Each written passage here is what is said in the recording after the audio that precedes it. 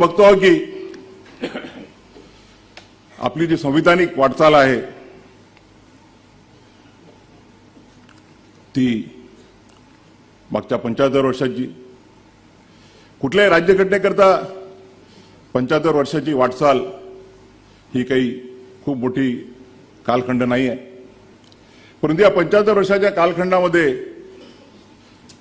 मी निश्चितपणे सांगू शकतो की भारताच्या ज्या लोकशाहीचे जे 3 स्तंभ आहेत ते म्हणजे विधिपालिका, कार्यपालिका आणि न्यायपालिका यांनी निश्चितच आपल्या घटनेला अभिप्रेत असलेला आर्थिक आणि सामाजिक न्याय देण्याच्या दृष्टीने प्रयत्न केलेले आहेत.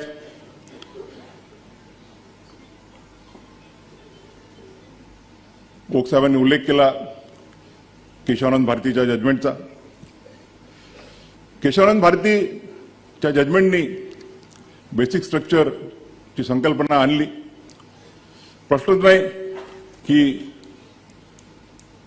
बेसिक स्ट्रक्चरच्या संकल्पनेमुळे आज आपला देश एक मजबूत आहे आणि तिन्ही ज्या विंग्स आहेत त्या तिन्ही जे स्तंभ आहेत ते आपापल्या जे त्यांना दिलेले स्पियर्स आहेत त्यामध्ये काम करण्याचा प्रयत्न करतात.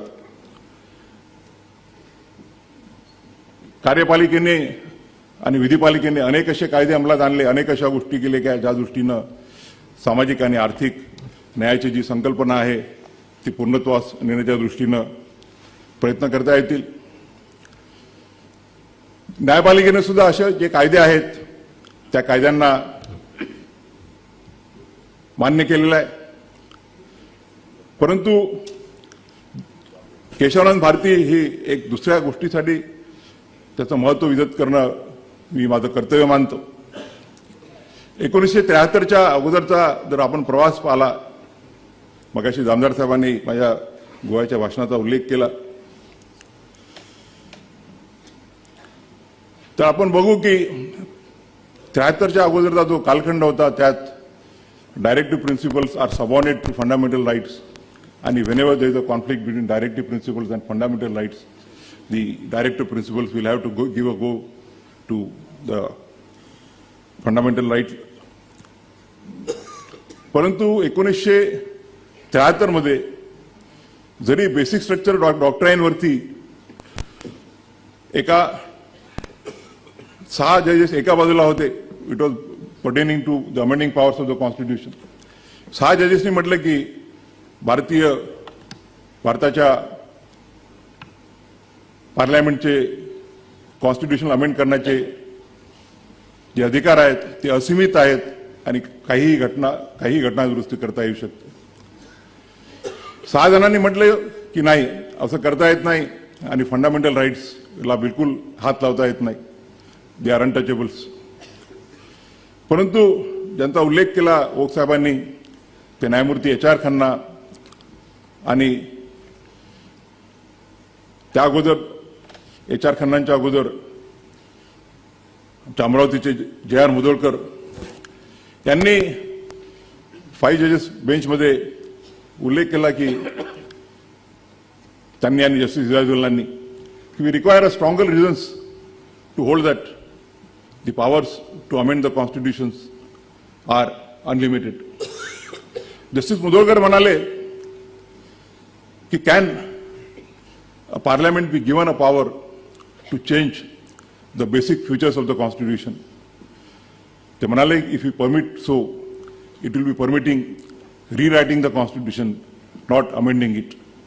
आणि म्हणून मूळ बेसिक फीचर्स जे आहे ती संकल्पना जस्टिस मुधोळकरांनी मांडली आणि ती पुढे HR खन्नांनी केशवानंद भारतीमध्ये पुढे नेली आणि त्याच्यामुळे 6 जण एका बाजूला, 6 जण दुसऱ्या बाजूला आणि केशवानंद भारतीचा वर्डिक्ट हा आला की पार्लमेंटला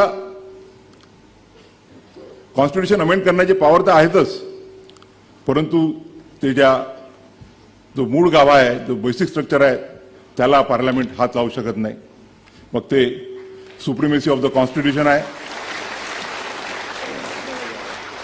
त्यानंतर the doctrine of separation of power, parliament, legislature, judiciary and executive, federal structure of the constitution असे अनेक आहेत ते पुढे इव्हॉल्व होत गेले. आणि म्हणून ज्यावेळेला एका ठिकाणी मला विचारण्यात आलं की सध्या जो वाद चालू आहे की कॉन्स्टिट्यूशन की ज्युडिशरी सुप्रीम आहे की एक्झिक्युटिव्ह सुप्रीम आहे, त्यावेळेला म्हटलं मी की neither judiciary nor executive nor the parliament are supreme, but it is a constitution of India which is supreme, and all the three wings of the constitution are required to work as per the constitution.